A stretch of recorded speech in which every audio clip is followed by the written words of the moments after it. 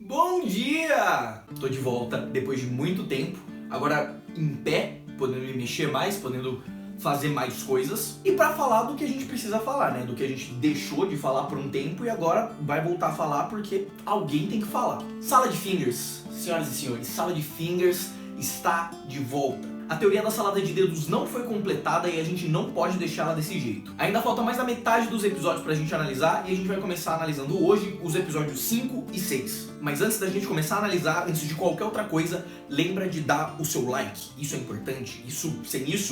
Sem isso a gente não vai pra lugar nenhum. Se você não é inscrito, se inscreve, porque isso também é importante. A gente acabou de chegar nos 5 mil inscritos, então rojões, imagine rojões aqui enquanto eu falo isso. Comentem qualquer coisa, comentários sempre são bons, comentem o que vocês acham, o que vocês querem que melhore, o que vocês querem que eu traga aqui, isso sempre funciona, sempre é muito legal. Então agora vamos parar de enrolar, eu vou pegar, tá ali, esse caderno aqui, ó, isso aqui é, nossa, se não é isso aqui, não tem eu. Já sei exatamente o que eu vou falar. O episódio 5 começa com uma coisa um tanto quanto peculiar, um tanto quanto confusa, que à primeira vista você não entende. Na verdade, eu não entendia até o episódio 11 ser lançado. Se você não viu nenhum dos meus outros vídeos, eu já expliquei o episódio 1, 2, 3, 4 e 11. No episódio 11, eu mostro pra todos nós o quanto o mundo do Clayton, se você não sabe quem é Clayton, é o Sala de Fingers. Se esse é o primeiro vídeo que você tá vendo, você precisa se situar de algumas coisas. O Clayton é o Sala de Fingers e é só isso mesmo, só precisa se situar disso. Clayton é o Sala de Fingers. No episódio 11 a gente descobriu que o Clayton vive em um mundo em que coisas surreais podem existir. A gente vê que ele interage com outra dimensão que está através de um espelho, a gente vê que ela foi criada com algum tipo de explosão, com alguma coisa não natural. Why is Glass Closer so mean, Mr. Fingers? He was raised under the beast's son.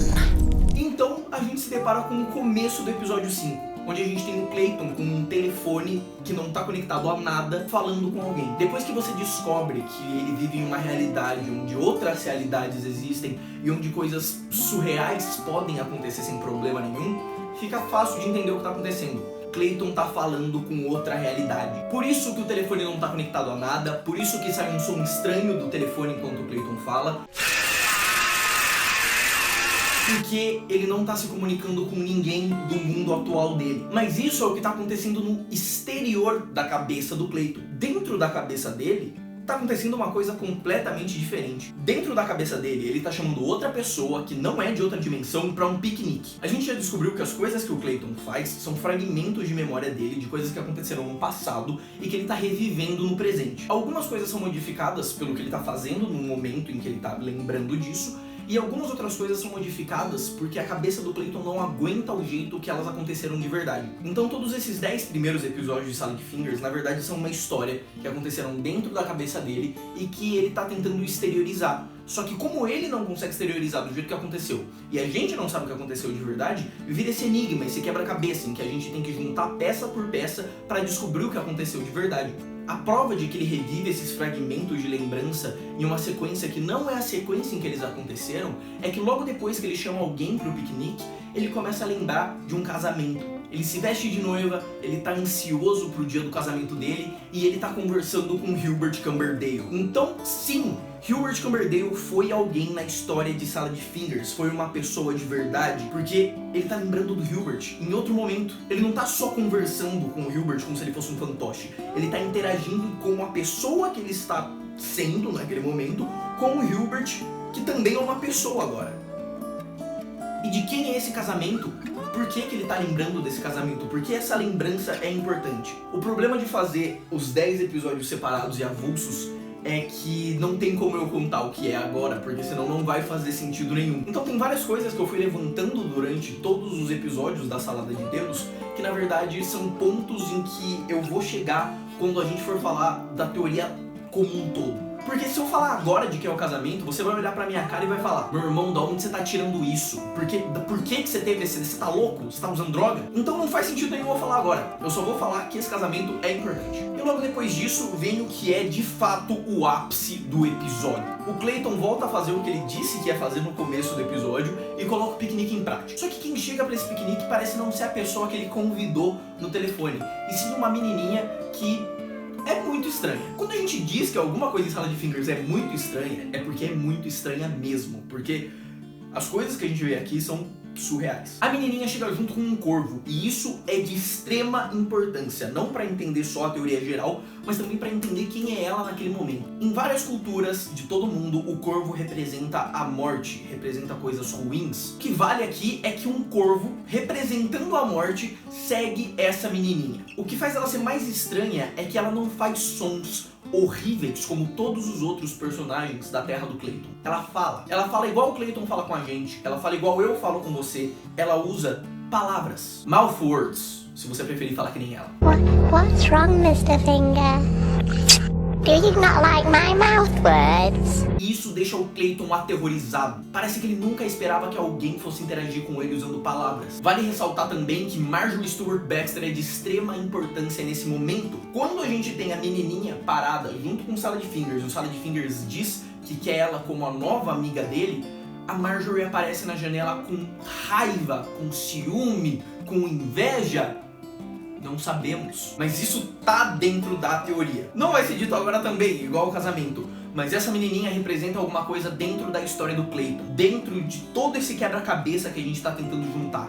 E se ela representa a morte e assusta o Sala de Fingers, é por algum motivo. Até agora, em toda a história do Clayton, a gente só tem esses pequenos fragmentos de lembrança, e dentro desses pequenos fragmentos de lembrança, eu tô falando pra vocês que tem coisas que vão ser importantes quando a gente juntar todos eles. E até agora eu não dei nada pra vocês. Eu não dei nada concreto até agora. O episódio 6 é um episódio que finalmente entrega alguma coisa. Esse episódio é um marco de virada. Logo depois do episódio 5, em que termina com o Clayton chorando em pânico por ter ouvido uma menininha falar palavras,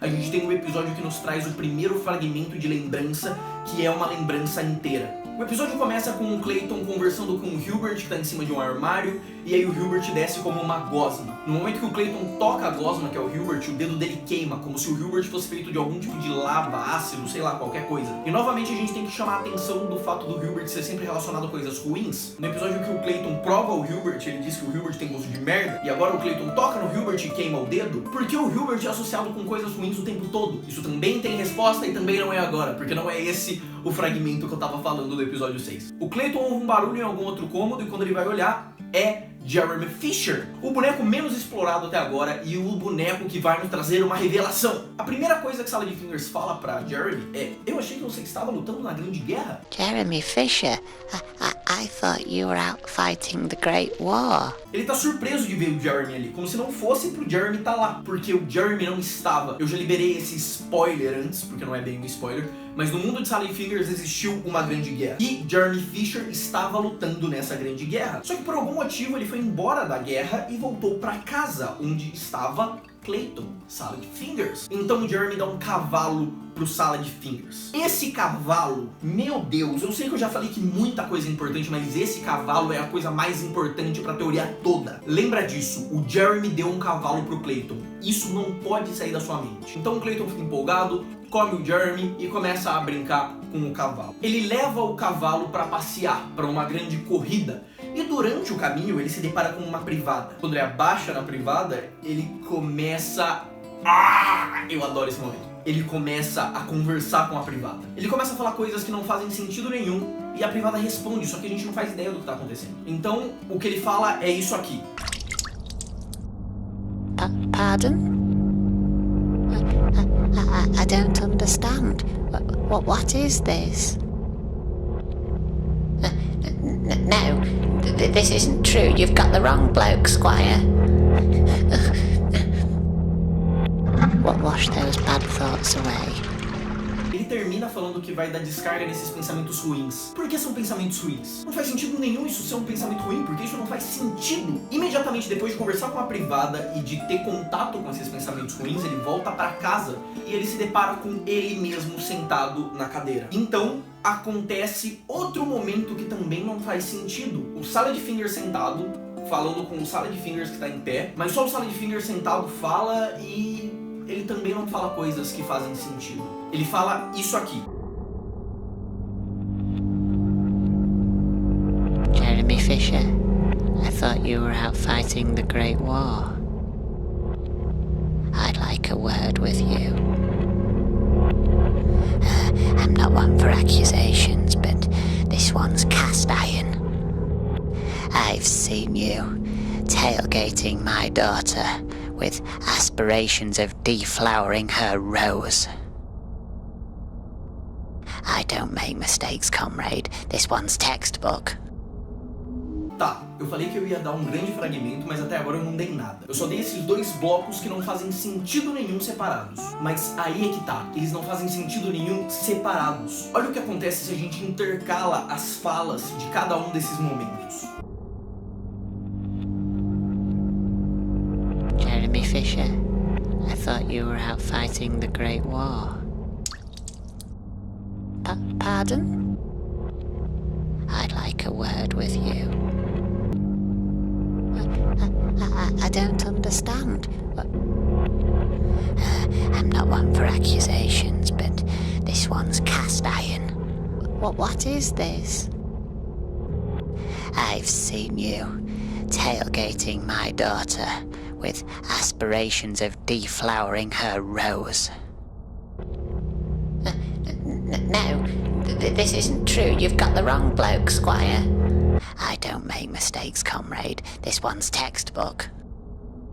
Agora que a gente sabe que é uma conversa, isso faz quase todo sentido. Fica muito óbvio que uma das pessoas que tá nessa conversa é o Jeremy Fisher. Até porque o Salad Fingers que tava na porta depois vira um Jeremy Fisher gigante. Então se o Jeremy Fisher é quem tá ouvindo o Salad Fingers de dentro da casa, as falas que o Clayton reproduz quando ele tá falando com a privada são as falas do Jeremy. Mas quem é esse Salad Fingers que tá dentro da casa? É um pai bravo porque alguém deflorou a flor de sua filha. Não tá muito difícil de entender o que aconteceu aqui. Nesse momento da história, a gente tem que o Jeremy Fisher chegou da Grande Guerra, onde ele tava lutando, se deparou com o Salad Fingers. Salad Fingers descobriu que ele tinha voltado, e depois o Jeremy interagiu com o pai de alguém que achava que o Jeremy tinha tirado a virgindade da filha dele. Esse homem, esse pai, é o pai do Salad Fingers. Os dois dizem a mesma coisa. O Salad Fingers incorpora o pai dele em alguns momentos, quando ele tá bravo.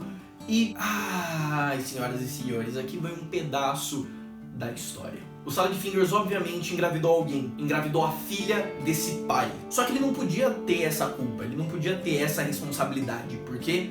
Por quê? Porque essa menina que ele engravidou era a irmã dele. Como eu sei isso, você vai ter que acreditar em mim. Quando a gente for montar todo quebra-cabeça, isso vai fazer todo sentido. Mas você tem que acreditar em mim agora. O Clayton engravidou a irmã dele. Só que ele não podia contar pros pais dele que ele tinha feito isso. Afinal de contas, ele já é todo estranho. Ele é uma coisa ridícula, mesmo antes dele virar essa criatura que ele é hoje em dia. Então ele jogou a culpa na primeira pessoa possível de se jogar a culpa, que era Jeremy Fisher, que chegou no momento exato pra segurar esse rojão. Quando o Clayton descobre que o Jeremy chegou da guerra, ele imediatamente conta pro pai dele que o Jeremy deflorou a flor de sua filha. Porque, afinal de contas, não vale a pena você estragar a sua vida se você pode estragar a vida do seu colega. O pai do Salad Fingers, então, fica cheio de raiva e vai ter uma conversa com o Jeremy. O Jeremy não tá entendendo o que tá acontecendo porque ele acabou de chegar da guerra, ele não transou com ninguém, ele não engravidou ninguém e aí? Por que essa conversa tá sendo com ele? Só que o pai do Salad Fingers é impiedoso. O pai do Salad Fingers simplesmente mata o Jeremy. E é por isso que a gente vê um Salad Fingers comendo outro Salad Fingers. O Salad Fingers, que é o pai, está comendo o Salad Fingers, que é o Jeremy.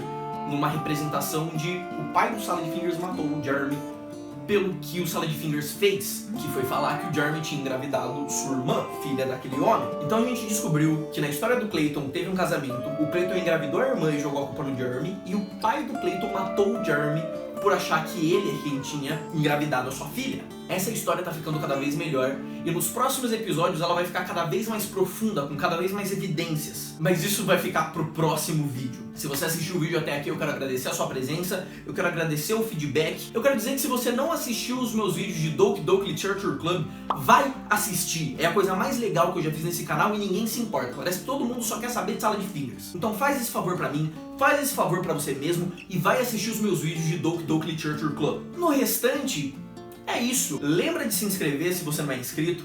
Lembra de deixar o like. Me segue no Instagram. É verdade, eu esqueci de falar isso no começo. Me segue no Instagram. Tá em algum lugar da tela. Eu vou... Tá aqui, ó. Tá aqui. Me segue no Instagram, tá bom? Por favor, me segue. Isso faz muita diferença, porque lá eu fico postando stories do que eu tô fazendo, eu editando os vídeos, eu fico... Nossa! O processo de criação acontece lá. Acontece, eu mostro quando eu faço. Claro que eu quase nunca faço, mas quando eu faço eu mostro lá. Então se você quiser ver os bastidores de todos esses vídeos maravilhosos do Terça Aleatória, vai no meu Instagram, me segue lá, vai ser legal. Me ajuda com marketing, como sempre.